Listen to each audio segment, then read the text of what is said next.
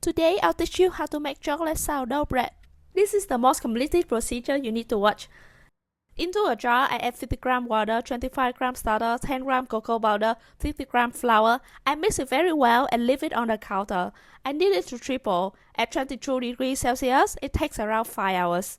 To start the dough, I add 300 g bread flour, 50 g whole wheat flour, 40 g cocoa powder, 295 g water. I mix the dough with a whisk, but I give up and ended up using my hand. I let it sit until the starter is ready. When the starter is ready, I add 75 g into the dough, mix very well, and cover it. Half an hour later, I add 50 g sugar, 6 g salt, mix them together, and cover. 30 minutes later, instead of simply stretch and fold, I laminate the dough by stretching it into a square onto a surface about 30 by 30 centimeters. Then I add 30 g chocolate chips, but honestly, you can do as much as you want. Then I roll 1/3 left to right, right to left, bottom up and top down, and bake in the bowl. After another half an hour, I do the first coil fold. I hold my hands like I'm about to pick up a cat. I slide under the dough, lift, let it fall down, turn 90 degrees, do it again.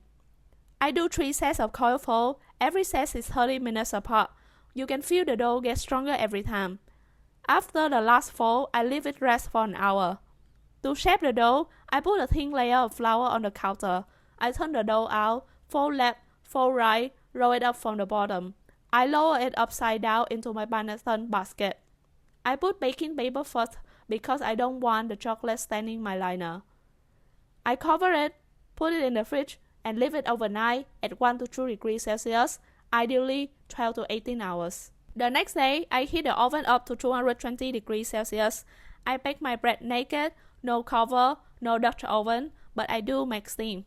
I put a tray of rocks at the bottom of the oven, and that keeps the vapor going. Here's my trick. I don't score the bread right away. I bake it for 5 minutes, then I score. That's how I get the air. Then I bake for another 25 minutes. And look at that! Save this video. I guarantee you won't fail with my method. Happy baking!